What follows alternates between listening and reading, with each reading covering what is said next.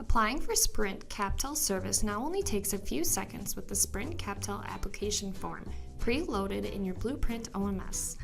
The form will auto-fill directly in your Blueprint OMS. Here is how. Start by opening your patient file. Then go to the patient menu and select Forms. Then select the Sprint CapTel service application form. The form will now auto-populate with patient, provider, and clinic information. Be sure to click on the checkbox to certify that the patient has a hearing loss that necessitates the use of a captioned telephone and the other disclaimers listed above. If your provider's signature is uploaded to your Blueprint OMS, it will appear on the signature line. Otherwise, you can use a signature pad to capture the signature, or print the form to sign with a pen. If using an electronic signature, you can now fax the form directly from Blueprint OMS and archive the form in the Patient Documents section.